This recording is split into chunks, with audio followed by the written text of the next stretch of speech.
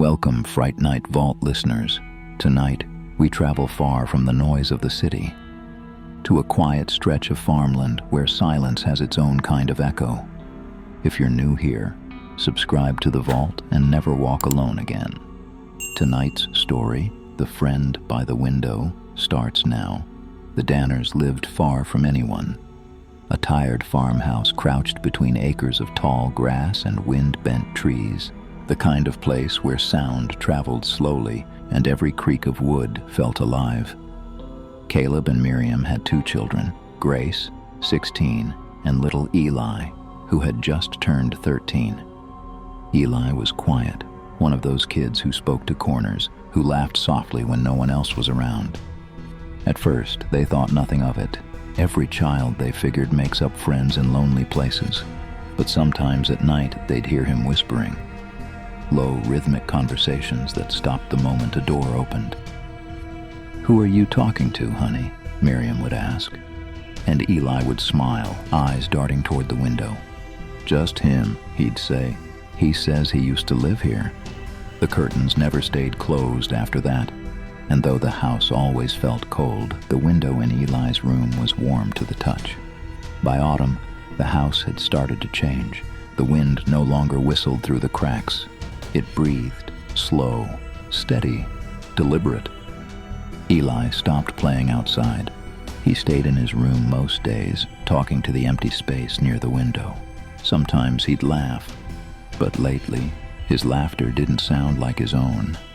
Caleb noticed the drawings first, sheets of paper scattered across the floor, each one showing the same crooked figure, long arms, no face, standing just beyond the window glass. "Eli, what's this supposed to be?" "The one who waits," the boy said, as if that explained everything. That night, Grace woke to the sound of whispering in her room. It wasn't Eli's voice. It was deeper, broken, as if someone was learning to speak through shattered glass. She turned on her lamp. The whispering stopped, but the air shimmered like heat over pavement, and a wet handprint pulsed faintly on her wall. By morning, Eli wouldn't come down for breakfast. Miriam found him at the window again, staring into the field. "He says it's almost time," Eli whispered. "He says he's getting stronger." That evening, when the sun went down, the window opened on its own, and from somewhere beyond the glass, something began to hum Eli's name. The first storm of November came without warning. No rain, just wind, angry, endless wind that clawed at the old farmhouse until the walls began to groan. Eli hadn't spoken in 2 days. He sat on his bed, eyes fixed on the window as if something was speaking to him through the glass. Miriam tried to pull him away, but he wouldn't move. He only whispered, "He's almost here. You should go before he gets inside." That night, the lights flickered and died. The generator in the barn refused to start. Every sound, the ticking pipes, the shifting boards, felt like the house was holding its breath. Grace lit a candle and walked down the hall toward Eli's room. The closer she got, the louder it became. That same broken voice she'd heard before, but now it was singing. A child's tune, warped and low, echoing through the walls. She pushed the door open. Eli was standing by the window again. Only this time, the curtain was gone. And outside, framed in the stormlight, stood something tall. It wasn't quite human, too thin, too long, its head tilted at an impossible angle, and where eyes should have been, 2 dull red lights burned beneath the skin. It smiled, not with lips, but with a split that ran across its face like a wound remembering how to open. "Eli?" Grace whispered. He didn't turn. He raised his hand to the glass, and the thing outside raised its own. The house shook, every window shivered, and then, for the first time, it spoke.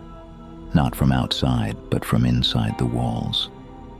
13 years, it said, its voice layered, old and tired. "He promised I could come back when he was 13. Caleb burst into the room, dragging Eli away, but the boy screamed as if his skin were being torn off. A sound that didn't belong to him, a sound that rattled the glass until it shattered inward. The figure stepped through the frame, no longer outside, its body flickering like candlelight in wind. It leaned close to Caleb and whispered something none of them understood, a language that felt like rot, that made their eyes water and their bones ache. Eli's voice joined it, two tones merging the boys and the things until it was impossible to tell where one ended and the other began. Miriam grabbed her son, pulling him toward the hall. "Don't look at it," she cried. But Grace turned. The thing was changing, skin cracking, peeling, light bleeding through like embers beneath ash. It wasn't fire, it was something colder, something alive inside the dark. And then it smiled again. 13 years, it said. Now he belongs to me. Every candle blew out, every shadow deepened, and for a moment the family saw what lived beneath the skin. A face that wasn't a face at all, just emptiness stretching forever. The next morning came gray and wrong. The sky hung low, swollen with clouds that didn't move, and the air felt heavy, like it hadn't decided whether to breathe again. Miriam sat at the kitchen table, hands trembling around a mug of coffee gone cold hours ago. Caleb was outside, standing in the wet grass, staring at the shattered window in Eli's room. The wind had gone still, but the curtains inside that room swayed anyway. Eli slept for most of the morning, if it was sleep. He hadn't spoken since the night before, when Miriam checked on him and he was sitting up, staring at the empty wall. Not blinking, not moving, just whispering so softly that she couldn't tell if it was words or breath. Grace wouldn't go near him. She'd seen too much. When she closed her eyes, she swore she could still see the thing's smile, burned into the inside of her eyelids. That afternoon, Caleb called a pastor from the next town over, a quiet man, gray-bearded and kind. He walked through the house, said a prayer, and asked to speak to Eli alone. 10 minutes later, the man came back down the stairs, face pale, voice shaking. "What's wrong?" Caleb asked. The pastor opened his mouth to answer, but no sound came out. He simply turned, walked to his car, and drove away without looking back. That night, Eli came to the kitchen table. He hadn't eaten in 2 days.